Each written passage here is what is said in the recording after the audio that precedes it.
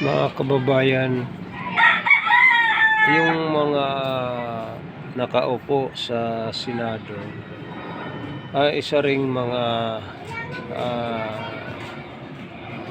mga mangnanakaw ng pera ng kaban ng bayan, no? So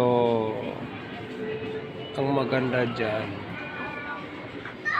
na ngayong mga parating ng eleksyon ay dapat mawala na sila, no?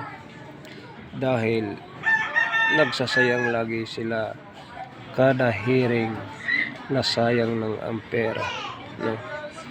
Kinukuha ng pera natin dito sa kaban ng bayan, lalo na si Martin Romualdez, no?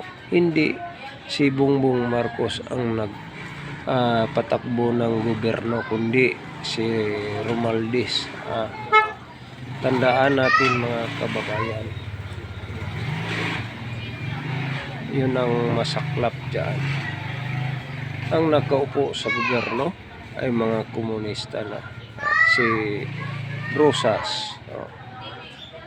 Yung mga kasamahan ni Brusas, no? Mga kumbiktado pa. Bakit nakaupo? No? Gusto nilang tanggalin si Sara sa pwesto, no? Bakit? Para sila, wala silang abala, diretso-diretso na sila ang pagnakaw ng pera, no? So hindi maganda. Shout out pala kay Captain Dado, mabuhay ka, Captain Dado. Ipapatuloy lang ang ating nasimulan, no? O mga taong bayan, ipapatuloy lang ang ating nasimulan, no? Todo support lang tayo kay Inday Sara, no? Inday Sara, mabuhay ka. Hindi ikaw nag-iisa. Ang nagkatuwang natin ay taong bayan, no? So hindi lang tayo mainip, mga kababayan. Ipaglaban natin ang tama, no? Lalo na sa naninira sa mga Duterte. Gusto nilang i-shut down ang kapangyarihan ni Duterte, no?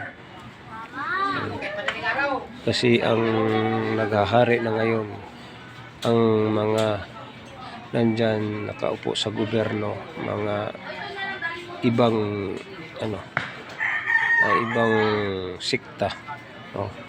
O komunista, no? So sana mawala na sila, kaya kababayan, no?